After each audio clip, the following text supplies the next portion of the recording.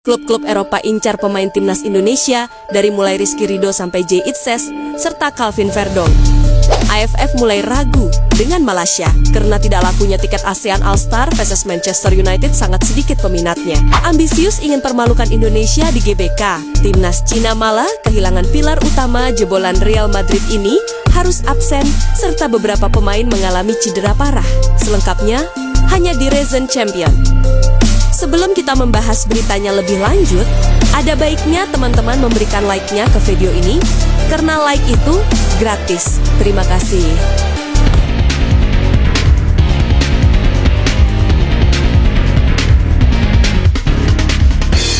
Musim kompetisi 2024 sampai 2025 segera rampung. Tidak hanya persaingan di liga-liga Eropa, Bri Liga 1 2024 sampai 2025 juga hanya tinggal menyisakan 4 pertandingan lagi. Tidak hanya untuk tim-tim dalam mengincar gelar juara saja, namun menjadi panggung pemain-pemain untuk unjuk gigi, termasuk mereka yang punya label Timnas Indonesia. Kini ada sejumlah pemain di Timnas Indonesia yang diprediksi bisa menjadi incaran klub-klub besar pada musim panas 2025 yang akan dimulai Juni mendatang. Nama pertama yang diprediksi bakal menjadi properti panas di bursa transfer adalah Rizky Ridho, bak berusia 23 tahun yang semakin melejut di Persija Jakarta maupun Timnas Indonesia.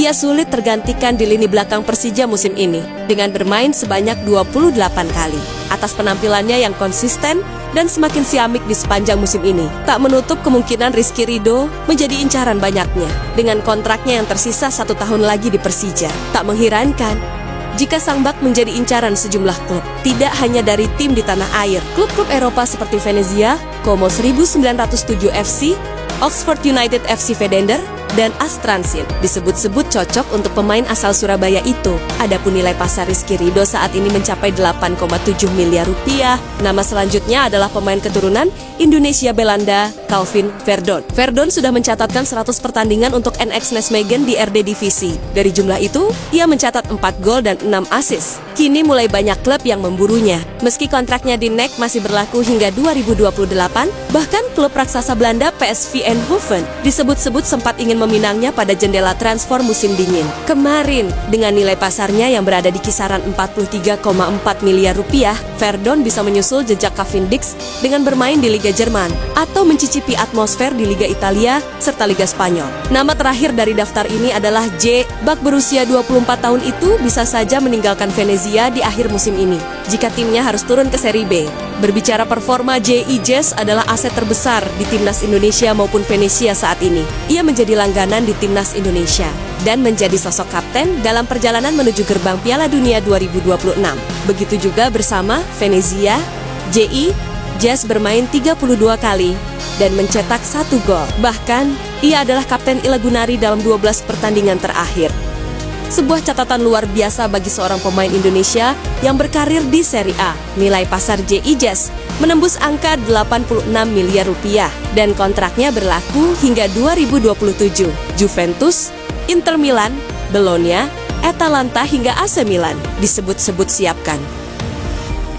Federasi Sepak Bola ASEAN AFF kini menghadapi tantangan besar setelah keputusan mereka menunjuk Malaysia sebagai tuan rumah laga ASEAN All-Star melawan Manchester United. Presiden AFF Mayor Jenderal Keith Summit dikabarkan menyesali keputusan tersebut karena berbagai kendala yang muncul, termasuk rendahnya penjualan tiket dan minimnya pemain yang bersedia bergabung dengan tim ASEAN All-Star. Kini AFF berhadapan dengan potensi kerugian besar yang bisa berdampak pada agenda sepak bola regional di masa mendatang. Sejak diumumkan bahwa pertandingan akan digelar di Stadion Bukit Jalil, Kuala Lumpur, beberapa faktor diyakini menjadi penyebab kurangnya minat penonton. Salah satunya adalah ketidakyakinan penggemar terhadap kualitas tim ASEAN All-Star yang masih menghadapi kendala dalam pembentukan skuadnya. Di sisi lain, meskipun Manchester United merupakan klub besar yang memiliki basis fans di Asia Tenggara, banyak penggemar lebih memilih pertandingan kompetitif di level liga domestik atau internasional dibandingkan sekadar laga eksibisi. Tak hanya itu, pemilihan Malaysia sebagai tuan rumah juga memunculkan beragam reaksi. Sejumlah pengamat menilai bahwa negara-negara dengan hal ini tidak bisa dihapus. Fanbase lebih besar seperti Indonesia atau Thailand mungkin bisa memberikan daya tarik lebih kuat dalam hal penjualan tiket. Kritik terhadap AFF semakin berkembang, terutama dari federasi-federasi yang merasa kurang dilibatkan dalam proses pengambilan keputusan. Selain masalah tiket, FF juga mengalami kesulitan. Dalam mengumpulkan pemain terbaik dari negara-negara ASEAN, beberapa federasi sepak bola, termasuk Indonesia, enggan melepas pemain terbaik mereka untuk bergabung dengan ASEAN All-Star. Alasan utama adalah kepentingan masing-masing tim nasional yang sedang mempersiapkan diri menghadapi kompetisi yang lebih penting, termasuk kualifikasi Piala Dunia 2026 dan turnamen regional lainnya. Ketidakhadiran pemain-pemain bintang ASEAN semakin memperburuk situasi. Karena tanpa kehadiran mereka, laga yang awalnya diharapkan menjadi ajang prestisius, kini kehilangan daya tariknya. Beberapa pemain bahkan secara terang-terangan menolak panggilan AFF dengan alasan ingin fokus pada klub atau tim nasional mereka sendiri. Pelatih ASEAN All-Star, Kim Sang-sik, kini dihadapkan pada dilema besar. Tanpa pemain-pemain berkualitas, ia harus mencari alternatif lain agar tim tetap kompetitif menghadapi mancanya. Pertama, pemain-pemain di Manchester United. FF pun berusaha melakukan negosiasi ulang dengan beberapa pemain yang sebelumnya menolak. Meski peluang untuk mengubah keputusan mereka tergolong kecil. Dengan berbagai kendala yang muncul, FF kini menghadapi ancaman kerugian finansial yang cukup besar. Mengundang klub sebesar Manchester United tentu membutuhkan biaya yang tidak sedikit, termasuk akomodasi, keamanan, dan promosi. Jika penjualan tiket tidak meningkat dalam waktu dekat, FFV bisa mengalami kerugian besar yang berpotensi memengaruhi agenda mereka di masa mendatang. Sejumlah sponsor yang awalnya menunjukkan ketertarikan terhadap pertandingan ini mulai mempertimbangkan kembali keterlibatan mereka. Boykot ini berdampak langsung pada penjualan tiket yang semakin merosot. Sejak awal penjualan tiket ASEAN All-Star sudah mengalami kesulitan. Dan kini dengan aksi boykot dari dua negara besar di ASEAN, situasi semakin memburuk. Malaysia sebagai tuan rumah berpotensi mengalami kerugian besar karena banyaknya tiket yang tidak terjual.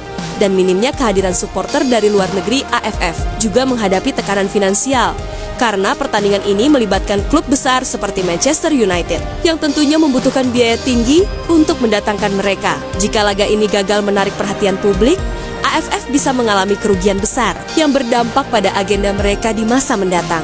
Presiden AFF Kids Summit dalam pernyataan resminya mengaku kecewa dengan aksi boykot ini dan berharap supporter dari Thailand dan Indonesia tetap memberikan dukungan terhadap sepak bola ASEAN. Namun hingga saat ini belum ada langkah konkret dari AFF untuk meredakan ketegangan yang menarik.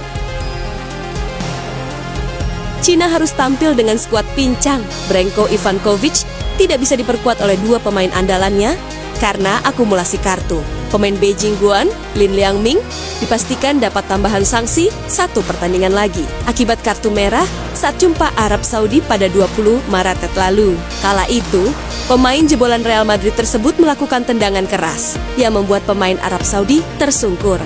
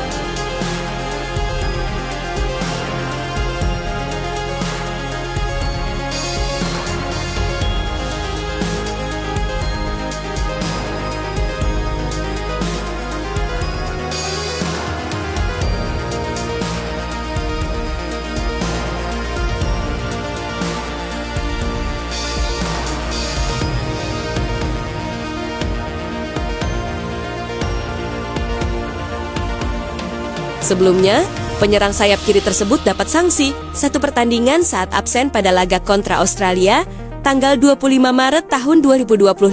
Kabar buruk lainnya terjadi saat Xie Weneng juga absen dalam laga lawan Timnas Indonesia. Penyerang sayap kanan Shandong Taishan tersebut absen akibat akumulasi kartu kuning. Absennya penyerang 24 tahun tersebut setidaknya mengurangi kecepatan yang dimiliki Cina saat skema serangan balik. Kabar buruk lainnya ada di sektor kiper. Kiper Shanghai Haigang, Yan Junling, mengalami cedera dalam laga lawan Beijing Guan. Dirinya mengalami cedera pada pergelangan kaki kirinya. Kiper utama Cina, Wang Dalei dalam kondisi kurang bagus. Wang Dalei jadi kiper utama saat Cina mengalahkan timnas Indonesia di Qingdao Oktober tahun 2024. Lalu,